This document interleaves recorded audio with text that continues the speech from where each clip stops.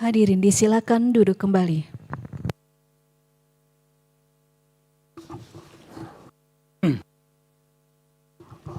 Kita buka persidangan. Persidangan dengan perkara nomor 132 garis miring PU garis datar 22 Romawi garis miring 2024 dibuka dan persidangan nyatakan terbuka untuk umum. Selamat siang, Assalamualaikum warahmatullahi wabarakatuh. Salam sejahtera untuk kita semua.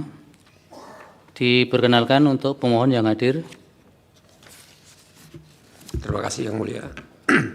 Pemohon yang hadir, Tim Advokasi untuk Konservasi Keadilan, Victor Santoso Tandiasa SH MH, Samsul Alam Agus SH, Muhammad Arman SH MH, Theo Reflesen SH, dan Gregorius Bruno Jako SH. Terima kasih Yang Mulia. Dari pemerintah, silakan. Selamat siang. Assalamualaikum warahmatullahi wabarakatuh. Salam sejahtera buat kita semua. Kami dari Kuasa Presiden Yang Mulia hadir, saya sendiri Melim Charity dan Rahadi Haji dari Kementerian Hukum. Dari Kementerian Kehutanan hadir Profesor Dr. Satyawan Pudiatmoko, Direktur Jenderal KSDAE, Bapak Jeffrey Sufafrianto, Sabto Aji Prabowo, Yudi Arianto, dan Dian Rusdianto. Demikian Yang Mulia, terima kasih. Baik, DPR dan DPD tidak hadir. DPD sebenarnya juga sudah dipanggil sebagai bentuk mengakomodir permohonan dari pemohon, tapi hingga hari ini juga tidak memberikan keterangan, tapi faktualnya tidak hadir. Nanti akan disikapi oleh majelis pada sesi terakhir sebelum sidang ditutup nanti. Agenda persidangan pada siang hari ini adalah untuk mendengar keterangan saksi dari Presiden, 1 Insinyur Bambang Hendroyono MM dan Rinekso Sukmadi. Silakan maju ke depan, dua-duanya.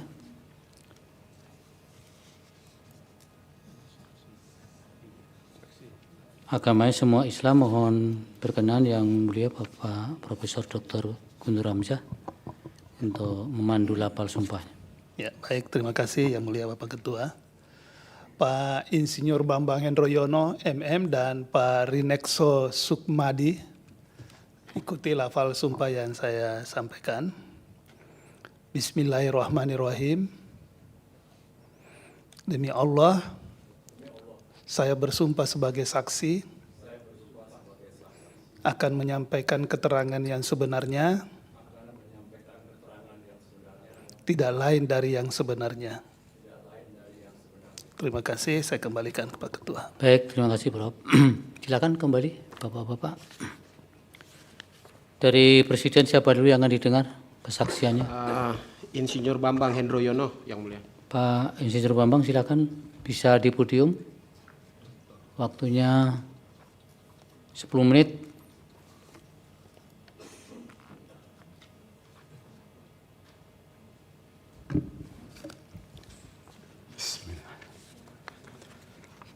Assalamualaikum warahmatullahi wabarakatuh. Waalaikumsalam. Selamat siang dan salam sejahtera untuk kita semua. Yang Mulia Ketua Majelis Hakim Konstitusi dan para anggota Majelis Hakim Konstitusi, yang terhormat pemohon prinsipal dan kuasa hukum pemohon, yang terhormat perwakilan pemerintah dan Dewan Perwakilan Rakyat. Terlebih dahulu marilah kita panjatkan syukur kehadirat Allah Subhanahu wa Ta'ala, Tuhan Yang Maha Kuasa, yang telah memberikan kesempatan dan kesehatan untuk bertemu dalam persidangan yang mulia ini. Dalam kesempatan ini perkenankan saya memperkenalkan diri terlebih dahulu. Nama Bambang Hendroyono, saat ini bertugas sebagai penasehat utama Menteri Kehutanan, Kementerian Kehutanan.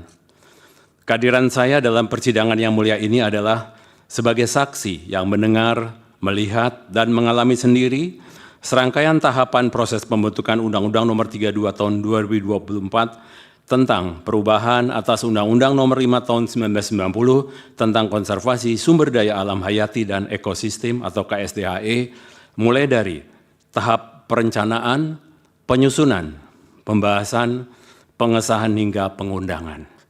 Pada saat pembentukan undang-undang tersebut, Saya bertugas sebagai Sekretaris Jenderal Kementerian Lingkungan Hidup dan Kehutanan atau KLHK, serta selama 1 tahun juga bertugas sebagai pelaksana tugas atau PLT Direktur Jenderal Konservasi Sumber Daya Alam Hayati dan Ekosistem. Yang Mulia Majelis Hakim, pada tahap perencanaan, saksi mendapatkan dokumen perencanaan berupa keputusan resmi DPR RI tentang program legislasi nasional atau Prolegnas. Dokumen ini menunjukkan bahwa RUU Perubahan Undang-Undang Nomor 5 Tahun 1990 tentang KSDAHE telah ditetapkan masuk dalam prioritas agenda nasional legislatif. Secara konkret, saksi mengacu pada beberapa keputusan, yaitu yang pertama, keputusan Ketua DPR RI nomor 46 garing DPR RI garing 1 garing 2019-2020 tanggal 17 Desember 2019, di mana RUU KSDAHE tercantum pada lampiran nomor 165. Kedua, keputusan Ketua DPR RI nomor 9 garing DPR RI garing 1 garing 2021-2022 tanggal 30 September 2021 yang memperbarui prioritas Prolegnas 2021 mencantumkan RUU KSDAHE di lampiran nomor 3 serta lampiran 2 nomor 165. Ketiga, keputusan Ketua DPR RI nomor 8 garing DPR RI garing 1 garing 2021/2022 tanggal 7 Desember 2021 yang mencantumkan RUU KSDAHE di lampiran nomor 4 serta lampiran 2 nomor 168, dan yang terakhir keputusan Ketua DPR RI nomor 10 garing DPR RI garing 1 2023/2024 tanggal 29 Agustus 2023 yang menempatkan RUU KSDAHE di lampiran nomor 4 dan lampiran 2 nomor 173. Semua keputusan tersebut menjadi dasar legal yang menunjukkan bahwa tahapan perencanaan telah dilakukan sesuai prosedur normal.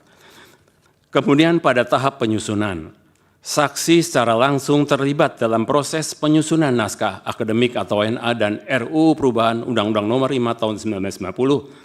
Saksi melihat dan mengalami sendiri bahwa penyusunan ini tidak hanya dilakukan oleh DPR RI secara sepihak, tetapi juga melibatkan pemerintah melalui koordinasi lintas kementerian, termasuk Kementerian LHK, Kementerian Kelautan dan Perikanan, Kementerian Pertanian, Kementerian Dalam Negeri, dan Kementerian Hukum dan HAM.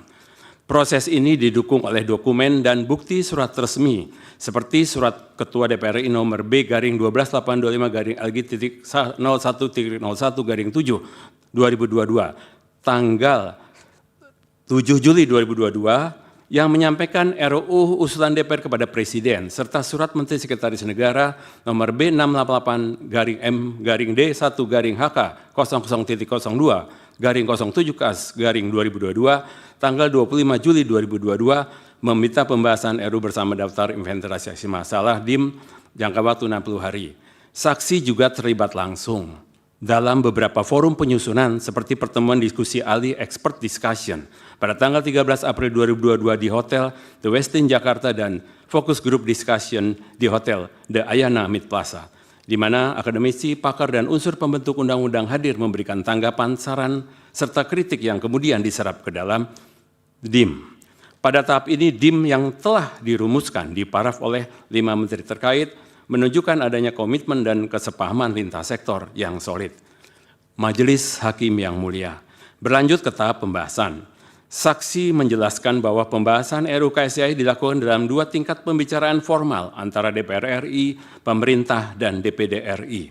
Pada pembicaraan tingkat 1, DPR memberikan penjelasan awal. Presiden melalui kementerian terkait menyampaikan pandangan, dilanjutkan pembahasan DIM yang sudah disusun sebelumnya, serta penyampaian pendapat mini dari masing-masing fraksi dan pemerintah.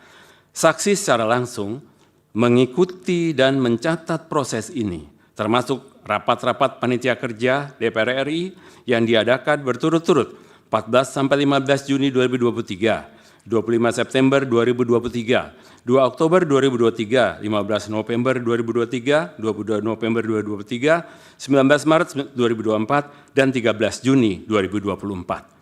Salah satu momen penting yang disoroti saksi adalah pembahasan pasal-pasal penting mengenai ketentuan pidana seperti pasal 40, 40A, dan 40B yang dibahas secara khusus pada sesi rapat panja. Selanjutnya pada pembicaraan tingkat 2 yang berlangsung dalam rapat paripurna DPR RI tanggal 9 Juli 2024, diadakan pengambilan keputusan final dan persetujuan bersama antara DPR dan pemerintah. Dalam proses ini, Menteri LHK sebagai wakil pemerintah menyampaikan pendapat akhir Presiden. Saksi menyaksikan bahwa setiap tahap pembahasan dilakukan secara terbuka dan sistematis sesuai dengan mekanisme yang diatur dalam Undang-Undang Pembentukan Peraturan Perundang-Undangan.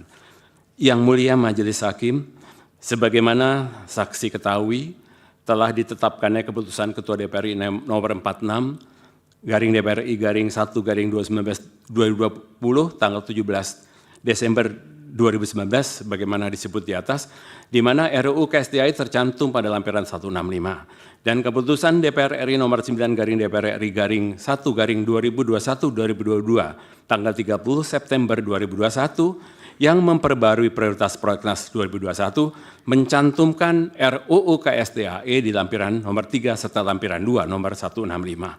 Untuk itu Kementerian Lingkungan Hidup dan Kehutanan selaku wakil pemerintah yang akan menyusun DIM, pemerintah telah melakukan penjaringan partisipasi publik baik melalui diskusi terpimpin fokus group discussion yang selanjutnya disebut FGD atau menjaring saran masukan dari praktisi, akademisi, dan masyarakat, antara lain FGD tanggal 30 Juni 2021, RDPU dengan pakar akademisi dan praktisi, diskusi expert 13 April 2022 di Hotel Westin Jakarta, FGD tanggal 3 September 2021 di Unila Lampung, FGD kesiapan penyiapan RUU KSDAI 3 April 2021 melalui Zoom meeting sebagaimana undangan Dirjen KSDAI, UN 4 garing KSDAI set 3 garing KUM 1 garing 3 2021 tanggal 31 Maret 2021. Selanjutnya, bahan-bahan dari butir B dijadikan bahan pemerintah untuk penyusunan DIM yang diajukan oleh DPR RI kepada Presiden melalui surat Ketua DPR RI nomor B garing 12825 garing LG.01.01 garing 7 garing 2022 tanggal 27 Juli 2022 perihal penyampaian RUU usul DPR RI. Selanjutnya, saksi mengetahui terkait proses pembahasan beberapa rumusan yang sangat terkait dengan masyarakat, antara lain 1. Considerance huruf C untuk menampung perkembangan hukum dan kebutuhan hukum masyarakat dalam penyelenggaraan konservasi sumber daya alam hayati dan ekosistemnya sehingga perlu diubah titik-titik selanjutnya. Kedua, penjelasan umum alinea kelima, peran serta masyarakat termasuk masyarakat hukum adat. 3. Perumusan pasal 4, konservasi sumber daya alam hayati dan ekosistemnya merupakan tanggung jawab dan kewajiban pemerintah dan pemerintah daerah serta masyarakat. Perumusan pasal 37 ayat 3, peran serta masyarakat dalam konservasi sumber daya alam hayati dan ekosistemnya sebagaimana dimaksud pada ayat 1 dan 2 termasuk pelibatan masyarakat hukum adat. Yang Mulia Majelis Hakim, tahap berikutnya adalah tahap pengesahan, di mana RUU yang telah disetujui bersama oleh DPR RI dan Presiden disampaikan oleh pimpinan DPR kepada Presiden untuk pengesahan dalam jangka waktu maksimal 7 hari. Presiden kemudian mengesahkan RUU menjadi undang-undang dalam jangka waktu maksimal 30 hari setelah tanggal persetujuan bersama. Saksi menegaskan bahwa seluruh proses ini berjalan sesuai dengan ketentuan normatif tanpa melewatkan batas waktu sebagaimana diatur dalam sistem legislasi nasional. Akhirnya, tahap pengundangan menjadi langkah penutup, yaitu undang-undang yang telah disahkan oleh Presiden dimuat dalam lembaran negara Republik Indonesia beserta tambahan lembaran negara Republik Indonesia. Saksi menekankan bahwa tahap ini penting karena memastikan undang-undang tersebut memiliki kekuatan hukum yang mengikat secara nasional, serta tersedia bagi publik, praktisi, dan seluruh pemangku kepentingan untuk diakses, dipahami, dan dijalankan. Ketua dan anggota Majelis Hakim yang mulia, narasi yang disampaikan saksi secara keseluruhan menegaskan bahwa pembentukan Undang-Undang Nomor 32 Tahun 2024 tentang perubahan Undang-Undang Nomor 5 Tahun 1990 tentang KSDAI dilakukan melalui serangkaian tahapan formal yang lengkap, melibatkan partisipasi aktif masyarakat, akademisi, pemerintah, dan lembaga legislatif. Saksi juga melihat langsung bahwa penyusunan dan pembahasan RUU ini mematuhi prinsip keterbukaan, akuntabilitas, serta partisipasi publik yang menjadi prinsip fundamental dalam pembentukan peraturan perundang-undangan. Iya, sudah cukup, Pak. Demikian paparan kami. Terima kasih. Hormat saya Bambang Hendroyono. Baik. Bapak ini bagian dari tim yang ikut membahas ini ya berarti ya? Iya Bapak. Ya itu, Bapak sebagai pelaku sekaligus sebagai saksi hari ini. Baik, nanti kami yang menilai. Saksi berikutnya Pak Rinekso Sukmadi.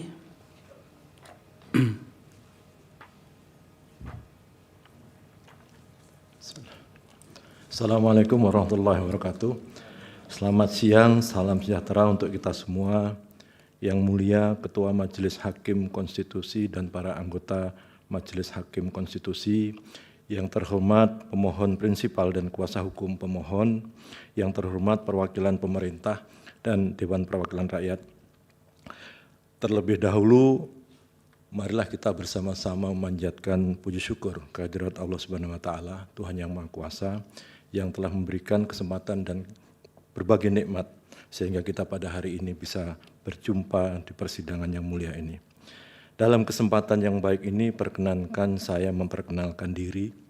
Nama saya Rinekso, yang saat ini bertugas sebagai dosen di Fakultas Kehutanan dan Lingkungan IPB dengan jabatan akademik lektor kepala. Kehadiran saya dalam persidangan yang mulia ini sebagai saksi yang mendengar, melihat, dan mengalami sendiri beberapa tahapan proses pembentukan Undang-Undang 32 tahun 2024 tentang perubahan atas Undang-Undang Nomor 5 tahun 90 tentang konservasi sumber daya alam hayati dan ekosistem.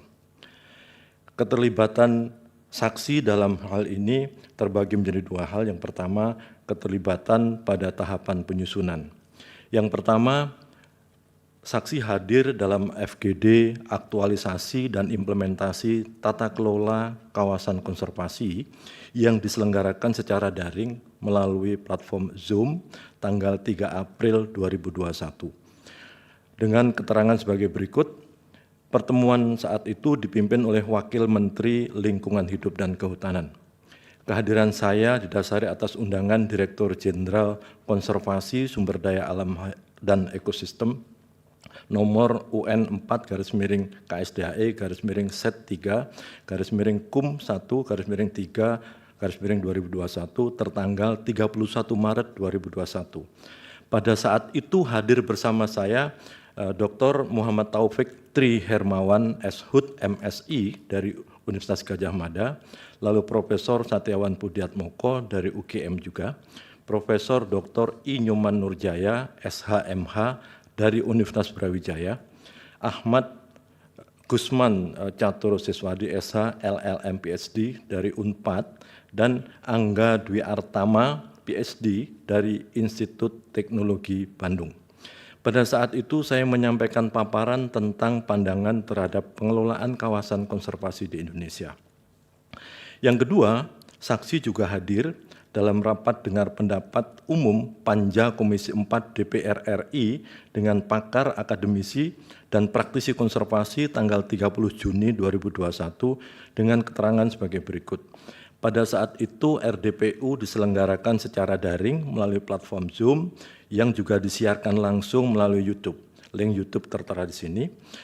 Pada saat itu hadir juga bersama saya adalah Profesor Dr. Satyawan Pudiatmoko SHUT dari Universitas Gadjah Mada, Profesor Yatna Supriyatna PhD dari UI, Insinyur Wahyudi Wardoyo MSc, praktisi konservasi senior, Dr. Budi Rianto dari UI, dan Dr.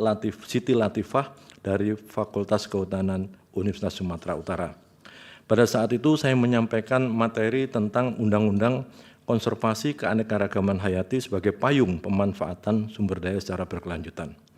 Yang ketiga, saksi juga hadir dalam diskusi expert KSDAE terkait revisi Undang-Undang 590 menyangkut hal-hal yang sifatnya filosofis, sosiologis, dan historis, yuridis, serta teknis dari pelaksanaan dan revisi Undang-Undang 590 tanggal 13 April 2022 di Hotel Westin, Jakarta. Adapun keterangan yang bisa sampaikan bahwa pertemuan ini dipimpin langsung oleh Ibu Menteri Lingkungan Hidup dan Kehutanan. Kehadiran saya didasari atas undangan nomor 110 UN 110 garis miring Sekjen garis miring Rome Set 1/4/2022 tertanggal 11 April 2022. Pada saat itu dari unsur akademisi saya hadir bersama Profesor Satyawan Pudiatmoko dari Universitas Gadjah Mada. Saat itu saya menyampaikan paparan terkait dengan konservasi keanekaragaman hayati, sinergi, dan harmoni. Yang keempat, saksi juga hadir sebagai narasumber dalam rapat dengar pendapat umum terkait revisi Undang-Undang 590 oleh Komite 2 Dewan Perwakilan Daerah pada tanggal 8 November 2022 melalui surat undangan nomor PU.00-3991-DPD-Romawi 11-2022 tertanggal 4 November 2022. Pada saat itu hadir juga bersama saya Dr. Wahyu Yun Santoso dari Universitas Gadjah Mada, Dr. Samedi dari TFCA atau Yayasan Kehati, dan Ibu Sofi Mardiah dari Wildlife Conservation Society. Dan saat itu saya menyampaikan materi tentang konservasi sumber daya alam hayat dan ekosistem, sinergi menuju harmoni. Setelah itu bersama tenaga ahli DPD Komite 2 kami menyusun masukan DPD yang untuk disampaikan pada pleno bersama DPR dan pemerintah. Keterlibatan saksi lainnya adalah keterlibatan dalam tahapan pembahasan, yaitu pembicaraan tingkat pertama. Saksi hadir dalam rapat dengar pendapat umum Panja Komisi 4 DPR RI dengan pakar akademisi tanggal 10 April 2023 dengan keterangan sebagai berikut. Pada saat itu RDPU diselenggarakan di ruang sidang Komisi 4 sebagaimana undangan nomor B-LG-02/4/2023 tertanggal 6 April 2023. Pertemuan ini juga disiarkan secara langsung melalui saluran YouTube dengan link tertera di sini. Pada saat itu hadir bersama saya Profesor Hadi Sukadi Alikodra, pakar konservasi alam dan marga satwa dari IPB, Profesor Satyawan Pudiatmoko dari UGM, Profesor Yatna Supriyatna, pakar zoologi dan biologi konservasi dari UI, Profesor Ferdinand Yulianda, pakar ilmu manajemen sumber daya perairan dari IPB University, dan Profesor Charlie Dani Haitubun dari Universitas Papua. Pada saat itu saya menyampaikan paparan tentang revisi Undang-Undang 590 tentang sinergi menuju living in harmony with nature. Demikian para hakim yang mulia, keterangan yang bisa saya sampaikan. Terima kasih perhatiannya. Assalamualaikum warahmatullahi wabarakatuh. Waalaikumsalam. Dari pemerintah ada pertanyaan untuk saksi-saksinya? Ada yang mulia. Dicatat ya, Kementerian Bapak, Kehutanan, Pak saksi Yudi dicatat nanti Arianto. dikumpulkan dulu baru. Silakan Pak Yudi. Silakan. Siap. Mohon izin yang mulia Majelis Hakim Konstitusi, kami akan mengajukan pertanyaan pertama untuk Pak Dr. Insinyur Bambang Hendroyono MM. Jadi pada saat persidangan di MK ini tanggal 30 April 2025 ada keterangan DPR yang telah dibacakan, disebutkan di situ bahwa ini pengaturan mengenai masyarakat hukum adat spesifik akan dimuat dalam RUU Masyarakat Hukum Adat. Pertanyaan saya, apakah saksi mengetahui pada saat pembahasan kapan gitu ya dengan baik Komisi 4 ataupun Komite 2 DPD atau bagaimana yang kemudian ini menyatakan bahwa seperti itu akan dituangkan dalam RUU MHA. Kemudian untuk Pak Dr. Insinyur Rinekso, jadi tadi saudara saksi menyampaikan bahwa beberapa kali diundang ya, baik dari tahap penyusunan sampai dengan pembahasan. Nah ini yang ingin saya pertegas dari saudara saksi adalah bahwa pada tanggal tadi saudara saksi menyampaikan 10 April 2023 RDPU di Komisi 4 DPR RI, saudara saksi juga diundang dengan beberapa pakar. Nah pertanyaan saya, pada saat RDPU tanggal tersebut, apakah saudara saksi mengetahui bahwa juga ada praktisi atau pemerhati konservasi yang juga hadir atau diundang oleh Komisi 4 DPR RI? Terima kasih Yang Mulia. Baik, dari pemohon ada pertanyaan? Dari saya ada yang mulia, nanti satu lagi dari rekan saya. Ya, satu-satu ya. Izin yang mulia. Untuk saya lebih ke Pak Bambang tadi mengatakan narasi saksi tadi langsung melihat langsung adanya keterbukaan publik itu sudah secara maksimal.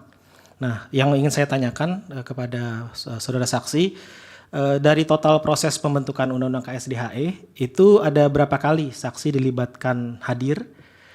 Walaupun tadi saksi mengatakan sebagai pelaku penyusun undang-undang ini, tapi yang ingin saya tanyakan berapa kali saksi dilibatkan, lalu dalam pelibatan itu ada berapa kali yang terbuka dan ada berapa kali yang tertutup, saudara saksi.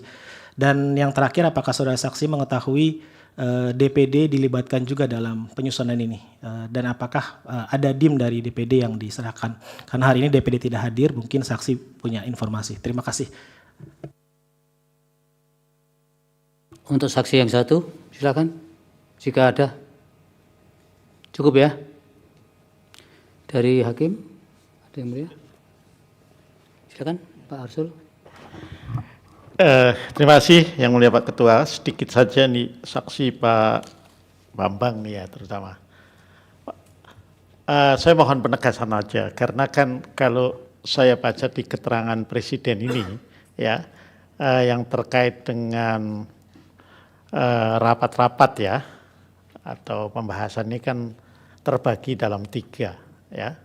Pertama, rapat dengar pendapat umum, itulah yang dihadiri oleh beberapa kelompok masyarakat sipil, kemudian rapat pembahasan, ya, dan yang ketiga itu adalah rapat yang terkait dengan persetujuan dan pengesahan, ya, persetujuan tingkat pertama dan kemudian pengesahan di paripurna DPR. Nah, Bapak ikut yang mana ini dari 3 kelompok rapat nih, yang RDPU saja atau RDPU plus rapat-rapat pembahasan, ya, plus juga mungkin sampai persetujuan atau pengesahan. Ini yang mana nih? Ya, kalau Bapak ikut rapat yang pembahasan, pertanyaan saya berikutnya adalah, ini karena saya ambil dari keterangan Presiden, kalau rapat RDPU ini bagian dari rapat pembicaraan tingkat pertama ya, itu semuanya bersifat terbuka. Tapi begitu rapat pembahasan, ini kalau saya lihat kok semua tertutup. Nah, kalau Bapak hadir, tentu kan memang ini yang menentukan tertutup terbuka pada akhirnya kan DPR. Kan begitu ya. Tapi apa sikap pemerintah pada saat itu ketika kemudian karena biasanya kan pimpinan rapat, ya, ketua panjanya lah begitu, itu kan kemudian menyampaikan, tapi sebelum mengetok ini terbuka atau tertutup itu kan kalau tertutup biasanya selalu kemudian ditanyakan lebih dulu, ya, kepada pemerintah, ya, pemerintah mau tertutup atau terbuka, ini kan selalu ditanyakan. Nah, saya mohon penjelasan itu, ya, supaya clear ini. Ya, soal pembahasan. Karena pembahasan itu meskipun di luar peserta rapat itu tidak punya hak bicara, tapi bisa memonitor tentunya kalau bersifat terbuka. Ya, apalagi kalau terbuka itu kan biasanya juga disiarkan oleh TV Parlemen. Gitu. Begitu saja Pak Ketua, terima kasih. Baik Yang Mulia. Prof. Saldi silakan. Terima kasih Pak Ketua. Saya ini agak perlu tanya jawab dengan Pak Bambang ya, kemudian dengan Pak Ari Nexo. Pak Bambang, mic-nya ditekan Pak, ini bisa langsung. Siap Yang Mulia. Ini kan kalau dirujuk dari keterangan-keterangan yang ada, prosesnya sudah dimulai sejak tahun 2021 Pak ya? Siap. Nah ketika itu Bapak sebagai apa di kementerian?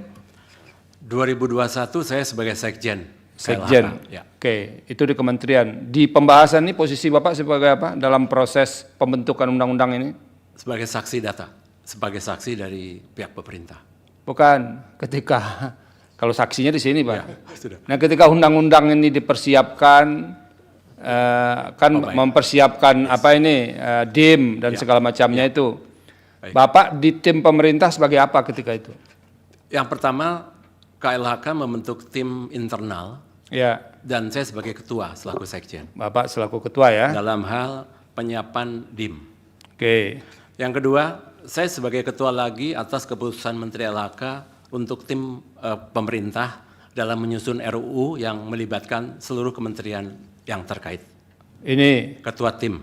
tapi ini kan inisiatif DPR, Pak ya? Inisiatif DPR, Iya.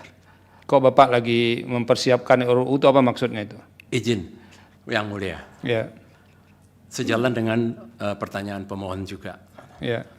Bahwa pemerintah dalam hal ini KLHK dalam mengikuti perjalanan Prolegnas 2020-2024 Ya, jelas tegas bahwa sejak 2020 bahkan 2021 RUU ini masuk dalam Prolegnas. ya, Dan KLHK dalam 5 tahun terakhir itu sudah mempersiapkan saat tiba nanti berjalannya Prolegnas dan berjalannya panja pemerintah, kami sudah lebih dulu mempersiapkan dalam hal apapun yang terkait dengan 5 tahapan tadi, khususnya penyusunan yang mulia.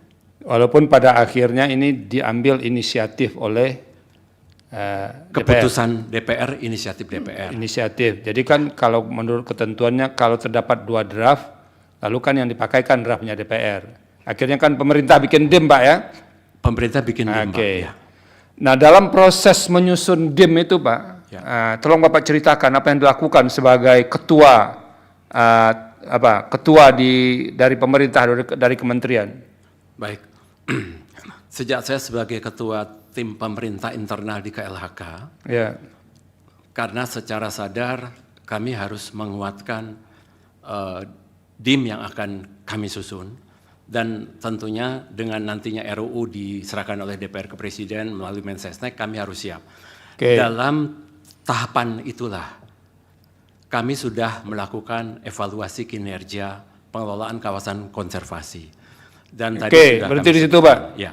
Bapak melakukan evaluasi pengelolaan kawasan konservasi. Ya. Ada hasilnya nggak? Hasilnya tentunya kami menjadi bahan untuk penyusunan Bukan DIM. pertanyaan saya lu, ada atau tidak hasilnya? Ada hasilnya, Pak. Apa bentuknya? Bentuknya, wujudnya dokumen paparan yang kami sampaikan dalam rapat-rapat panja. Oke, Bapak bisa serahkan itu ke kami? Ada bahan paparannya, Pak. Yang Oke, pemerintah tolong dicatat bahan paparan itu disampaikan ke kami. Satu. Baik, siap. Oke, jadi ada hasilnya ya? Ada hasilnya. Oke, setelah paparan itu, Ya. itu kan dalam perkembangannya inisiatifnya DPR, lalu bikin DIM. Ya. Dalam proses penyusunan DIM itu, Ya. ini kan ada beberapa yang diundang, termasuk di sini Pak Rinekso ya. Ya. Bapak sudah beritahu nggak ke orang-orang yang diundang nih, ini loh, misalnya salah satunya kan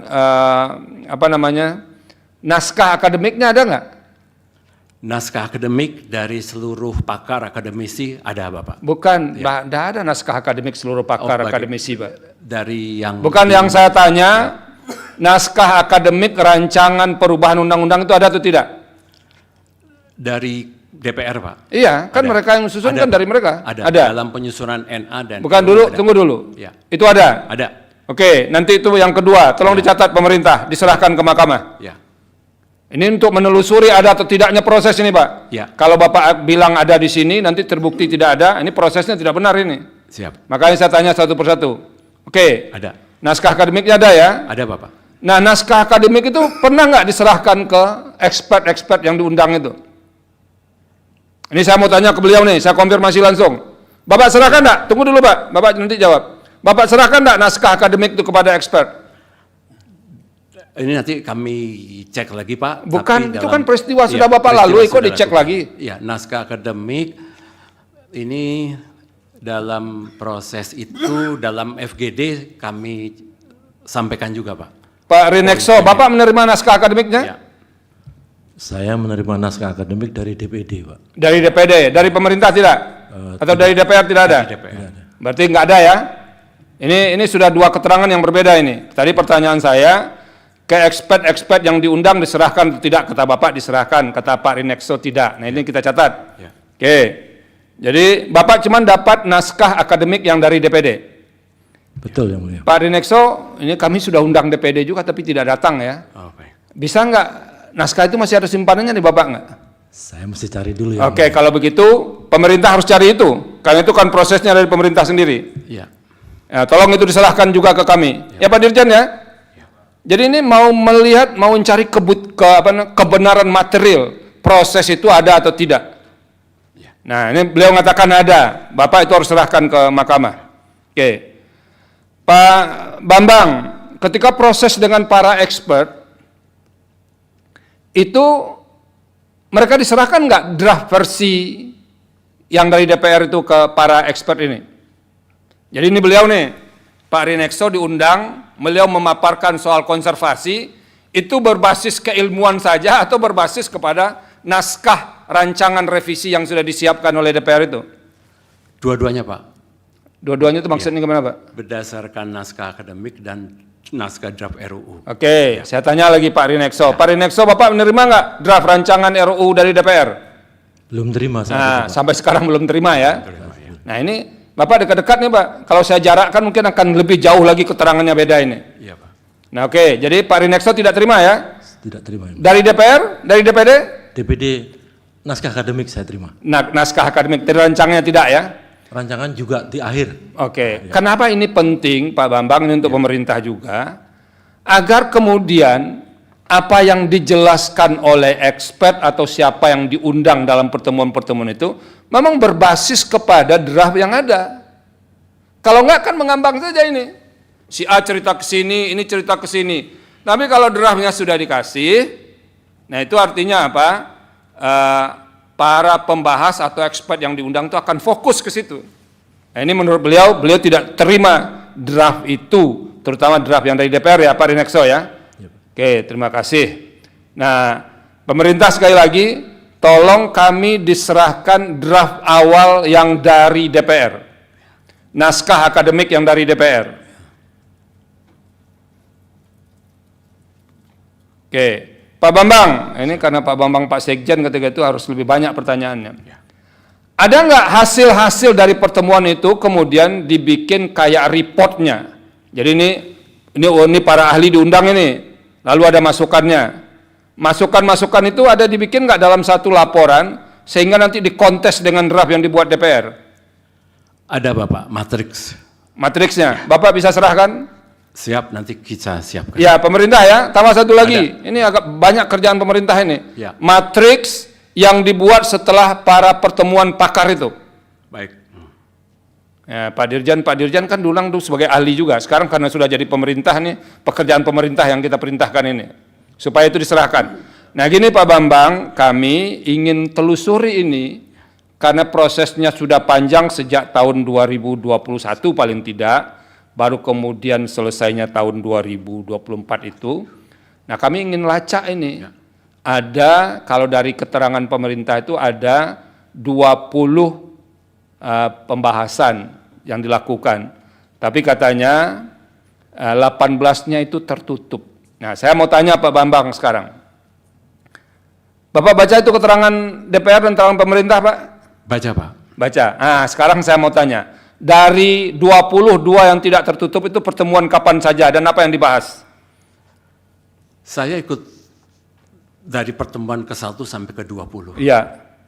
Dan ketika yang terbuka, yang 2 yang terbuka itu yang kapan apa saja Pak? Kapan? Saya harus cek lagi Bapak karena itu kan urut 1 sampai 20. Saya punya daftarnya. Oke. Ketika memang keputusan tertutup dan terbuka oleh Ketua Panja, pemerintah pada prinsipnya mengikuti ketentuan yang berlaku. Oke. Dan seluruh pembahasan selama 20 kali itu dari pasal 1 sampai pasal 45 dengan dukungan-dukungan dokumen yang ada dalam kaitan dengan prinsip-prinsip pasal yang menjadi poin yang harus dibahas itu juga ada. Termasuk pasal-pasal terkait dengan itu ada risalahnya nggak Pak yang dibahas tertutup itu? Di setiap pembahasan saya akan cek Bapak, tapi untuk tertutup ini apa Bapak sudah mulai agak apa nih? Kalau baik. Dibilang iya nanti saya perintahkan tolong itu diserahkan. Tapi kalau tadi saya yakin ada Bapak, karena saya membaca NA dan juga membaca RUU. Oke. Ya. Pertanyaan saya terakhir, kira-kira Bapak tahu nggak, ini secara umum saja, Ya Pak. apa yang menyebabkan 2 pertemuan itu terbuka, argumentasinya, sementara 18-nya lagi tertutup? Saya tidak tahu Pak, tapi sekali lagi dalam 20 kali pembahasan, karena saya ikut terus dari pertama sampai terakhir, baik saya sebagai Sekjen, PLT Dijen KSDAI dan sebagai Sekjen kembali setelah Pak Dijen KSDAI Pak Satyawan, seluruh pembahasan tertutup dan terbuka itu betul-betul semua yang kami sampaikan sesuai hasil-hasil yang telah kami himpun dari mulai sejak perencanaan dan penyusunan, dan semuanya nanti akan kami siapkan. Jadi tidak ada satupun dalam pembahasan itu hal-hal yang harus tidak disampaikan, karena kami justru banyak berdiskusi dengan Panja untuk pasal-pasal yang menyangkut konsistensi, hukum, dan sebagainya, sehingga kami menjamin tidak ada persoalan dalam tertutup dan terbukanya yang diminta oleh DPR, karena pemerintah juga hadir seluruh kementerian-kementerian, tidak hanya Kementerian LHK, ada KKP, ada Pertanian, ada Hukum dan HAM, ada Dagri, dan juga ada DPD. Iya, itu yang jadi masalah di kami, Pak. Ini kan isunya bukan isu yang sensitif banget kan. Ya. Isunya biasa saja, kepentingan semua orang, Ya. tapi kok pembahasannya ditutup begitu. Kalau Bapak membahas soal keamanan negara, soal mau membeli nuklir dan segala macam, kami bisa paham lah kalau itu ditutup ya. Tapi karena ini menyangkut, nah pertanyaan saya terakhir Pak, di antara para pemohon ini ada nggak yang Bapak undang dulu sebagai peserta ketika persiapan pembahasan itu atau pembahasan itu? Saya Kan ada di listnya tuh. Pemerintah itu ada nggak yang diundang di antara mereka? coba pemerintah saya karena saksi. Ada, jadi ketika... Siapa di antara mereka, Pak? Pemohon ini? Oh, yang diundang organisasinya waktu itu. Iya, organisasinya apa Ya, itu organisasinya, tapi Pak? kalau di antara bukan, pemohon organisasinya apa? WGII. WGII. Working Group. Working Group. II-nya.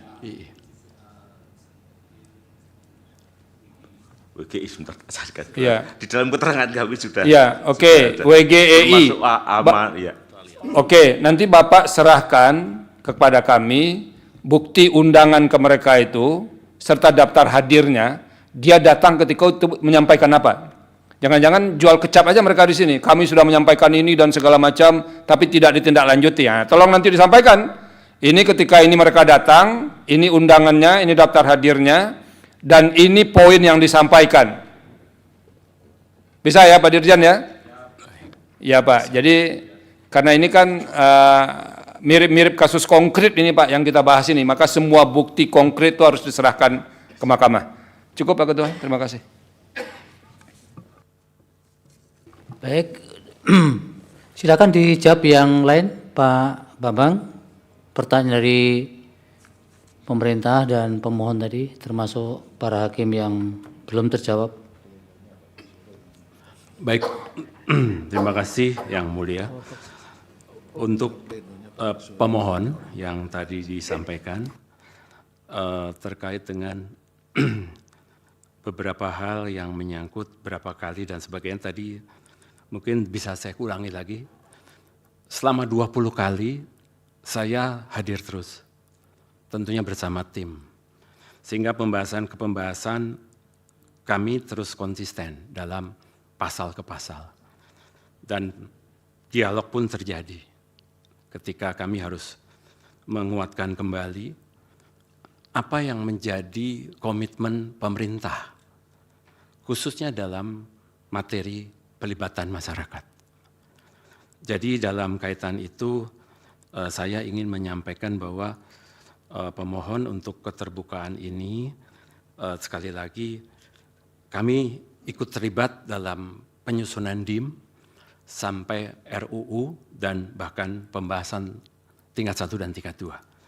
Yang kami tekankan adalah komitmen pemerintah untuk menguatkan pelibatan masyarakat di dalam RUU karena sekian tahun sudah kami lakukan evaluasi dalam kaitan dengan keberadaan Undang-Undang 590 yang sudah hampir 35 tahun, itu tetap akhirnya kami dorong di dalam pasal 37 ayat 1 dan seterusnya.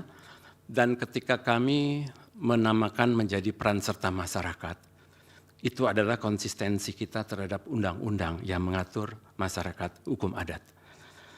Dan boleh saya sampaikan pandangan kepada pemerintah tadi Pak terkait Iya, dengan... tapi Bapak jangan berpendapat. Oh ya, siap. Kalau itu Sebagai bentuk saksi. konsistensi kan sudah pendapat itu. Iya, baik, siap. Iya, silakan. Mohon izin mulia, yang mulia. Dalam kaitan dengan pertanyaan pemerintah, kaitan dengan masyarakat hukum adat. Sebelum Undang-Undang 590 masuk prolegnas, kami sebenarnya juga sudah mengevaluasi pasal 67 Undang-Undang 41 Kehutanan. Dan itu sudah berjalan terus. Sementara sektor kehutanan itu mengatur masyarakat hukum adat itu di pasal 67. Dan saya tahu persis dalam pembahasan bahwa apa yang disampaikan oleh pemohon, hal-hal yang menyangkut apa yang diinginkan oleh masyarakat, khususnya masyarakat hukum adat, kami sudah sampaikan dalam penjelasan saat rapat pembahasan bahwa dengan pasal 37 itu tidak berhenti di situ. Peran serta masyarakat kami sampaikan bahwa ini nanti akan dikuatkan ke induknya masyarakat di dalam Undang-Undang Kehutanan, Undang-Undang pasal 99 yang memang masuk prolegnas di 2020, 2024, dan 2025, 2029. Dan kami lapor yang mulia bahwa Komisi 4 DPR sudah membentuk panja RUU 4199 dan kami sudah mulai diundang untuk persiapan. Dan salah satu pasal 37 ini menjadi bagian penting kami untuk penguatan di dalam revisi Undang-Undang 41 Kehutanan pasal 67 yang selama 25 tahun keberadaan masyarakat hukum adat belum bisa maksimal. Diharapkan nanti dengan pasal 67 direvisi, ini akan menguatkan masyarakat hukum adat yang ada di kawasan konservasi, termasuk di luar kawasan konservasi, di luar KSA-KPA, termasuk hutan lindung, hutan produksi, dan APL. Jadi pembahasan kami memang lumayan kuat Bapak yang mulia dalam pasal 37 ini, karena kami juga sudah punya evaluasi pemberdayaan masyarakat selama di kawasan konservasi. Salah satu buktinya kemitraan kemitraan konservasi itu sudah keluar regulasinya untuk mengakomodir. Ya, diringkas Pak, yang ditanyakan saja yang dijawab. Siap. Jadi setelah beberapa kali tadi Pak kami sudah jelaskan ikut semua dan kami juga terlibat semua dalam DIM maupun RUU-nya, dan tadi pemerintah juga sudah kami respon bahwa saya tahu persis bahwa masyarakat hukum adat dibahas untuk menguatkan dari pasal 37. Nah kemudian untuk pemohon saya rasa ini tadi sebagian juga sudah saya sampaikan. Kemudian yang terkait dengan yang mulia, saya juga ingin menguatkan kembali bahwa saat prolegnas perencanaan kami tahu ada itu, dan saat penyusunan untuk DPR menyiapkan NA dan RUU, kami juga melakukan beberapa FGD dan juga salah satunya dengan partisipasi masyarakat, dan itu ada dukungan dokumen dari keterangan pemerintah, dan juga dalam rapat pembahasan di RDPU juga ada, dan saya sekali lagi dalam pembahasan ini juga mengikuti prosesnya. Dan kalau terkait dengan RDPU tadi, sejalan tertutup dan terbukanya sudah kami jelaskan. Sekalipun tertutup dan terbuka, pasal-pasal yang kami bahas tetap mengikuti apa yang disiapkan oleh pemerintah untuk jadinya salah contoh tadi pasal 37. Sehingga dalam kaitan dengan yang terakhir, persetujuan dan pengesahan tingkat 1, kami juga mengikuti karena selaku Sekjen juga menjaga tahapan Undang-Undang 12 2019 dan diperbaiki Undang-Undang 13. Iya Bapak ikut saja, jangan berpendapat karena memberikan penguatan nanti. Siap. Irisannya dengan keperpihakan Bapak, keterangan sudah, sampai sekarang Bapak kan sebagai staf ahli ya? Penasehat utama Menteri Pak, dalam posisi tidak di Kementerian Kehutanan, saya di mana? Freelance. Oh freelance. Ya. Saya sebagai saat ini Pak. Ya, masih ada yang dijelaskan? Saya pikir ini semua ada terkait, tapi yang tadi tertutup terbuka ini sangat sama dengan pemohon dengan yang mulia. Mudah-mudahan bisa memenuhi yang saya jelaskan. Izin Pak Ketua. Silakan. Saksi ya, yang ingin saya tahu kan karena yang mimpin rapat-rapat pembahasan itu adalah DPR, kan tentu kan kemudian pimpinan rapat, pimpinan panja yang kemudian menawarkan lah paling tidak ini terbuka atau tertutup. Nah, apa penjelasannya? Kan tadi saksi mengatakan bahwa pemerintah mengikuti saja, kan begitu. Apa penjelasannya waktu itu DPR? Kenapa kok ini tertutup akhirnya? Itu loh. Kecuali RDPU. Ini kan semua pembahasan kan tertutup. Itu. Yang terbuka adalah ketika RDPU. Iya. Itu. Apa penjelasannya yang saksi ingat? Kalau masih ingat, kalau nggak ingat juga nggak apa-apa. Yang saya ingat ketika memulai sidang memang disebutkan dengan kondisi tertutup terus diketok. Dan pemerintah setuju saja gitu, kan pasti ditawarkan. Saat itu kita ikut Pak, tidak ditawarkan dan semua mengikuti apa yang diputuskan oleh DPR, karena itu mengikuti ketentuan DPR dalam hal ini kami menghormati. Ya. Oke, baik, terima kasih saksi. Jadi Bapak tidak ingat sama sekali apa alasan rapat tertutup itu, kan mestinya ada reasoningnya di situ Pak. Karena substansinya ini berkaitan dengan sesuatu yang tidak untuk konsumsi umum atau apa. Masih ingat? Ingat Pak, dan apa alasan? Tidak ada membuka untuk memberi kesempatan setuju atau tidak tertutup dan terbuka. Karena itu sudah keputusan DPR, kami menghormati. Jadi DPR tidak pernah menyampaikan ke pemerintah? Iya, karena itu sudah mekanisme DPR Pak, jadi kami ikut saja dengan persiapan bahan yang sudah ada, yang sudah saya jelaskan tadi. Baik ya, nanti dari pemerintah, di samping tadi yang diminta Prof. Saldi juga mungkin ketidakhadiran DPD ini bisa dibuktikan juga oleh pemerintah sejauh mana keterlibatan DPD, baik secara formal kehadiran maupun substansi, keterlibatan substansinya. Kalau nanti hari ini adalah sidang terakhir, supaya dilampirkan dalam kesimpulan Pak. Jadi apa yang data-data yang diminta hakim tadi juga termasuk sejauh mana keterlibatan DPD itu.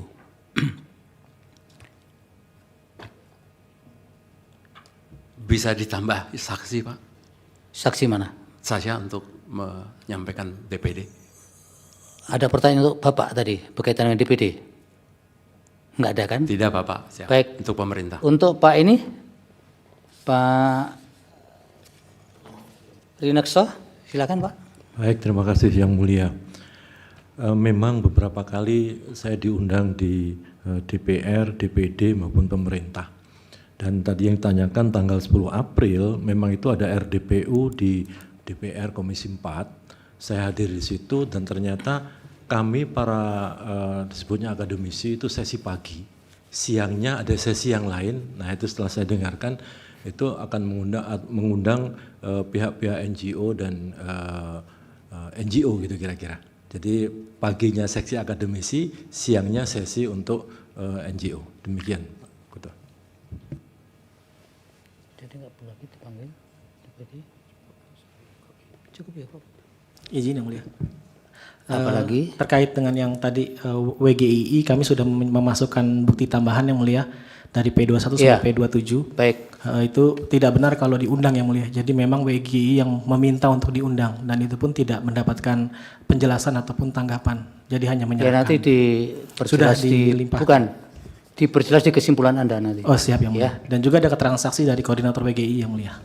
Sudah kita lampirkan sebagai keterangan saksi tertulis. Yang dilampirkan, keterangan tertulisnya. Ya, baik. Siap, Yang Mulia. Terima kasih.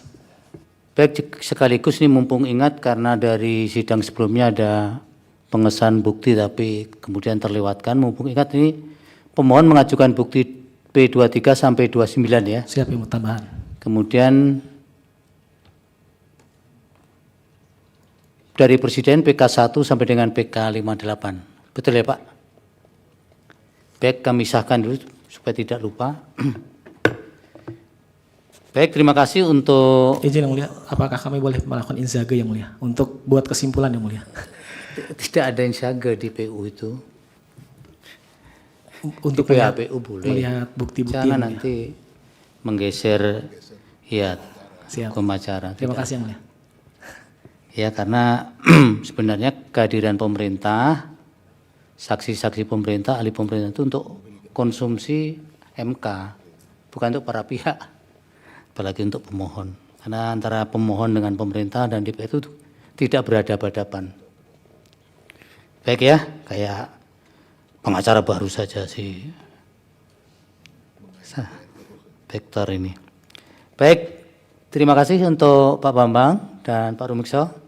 Mudah-mudahan keterangannya bermanfaat bagi kami dalam mengambil putusan untuk Mahkamah Konstitusi. Untuk itu sidang hari ini sidang terakhir dan selanjutnya kesempatan untuk mengajukan kesimpulan.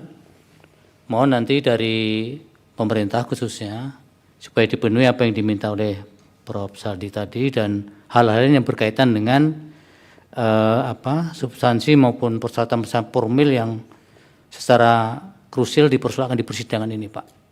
Jadi terutama DPD ini sudah kita panggil tapi tidak memberikan jawaban yang tegas apakah minta penundaan atau tidak akan hadir. Jadi karena peradilan pengujian formilnya ada lebih kepada speedy trial, kami tidak juga bisa memberikan kesempatan terlalu lama untuk pihak-pihak yang tidak ada kepastian seperti itu. Oleh karena itu, karena DPD, DPR, dan pemerintah ini satu kesatuan pihak yang memproses pembentukan undang-undang itu secara formal, termasuk secara material juga, tapi karena yang sedang disidangkan hari ini adalah berkaitan dengan syarat formalnya, maka menjadi tanggung jawab pemerintah juga yang selalu rajin hadir untuk menyampaikan bukti-bukti itu hingga napas terakhir pada saat kesimpulan nanti, Pak Dirjen.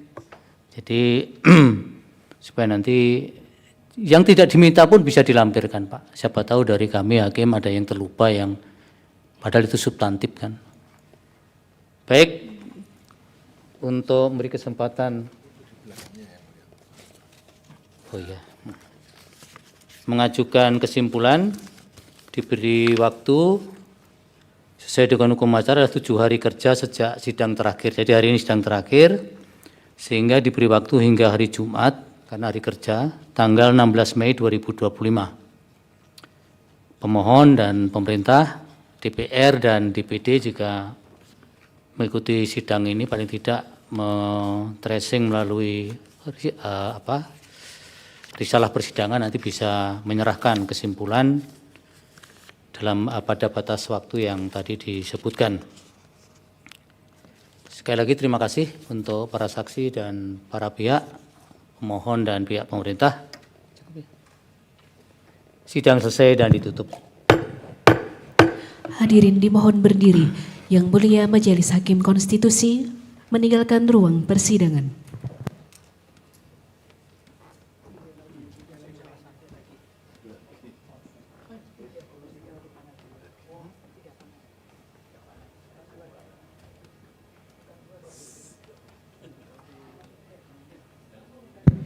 Hadirin disilakan duduk kembali.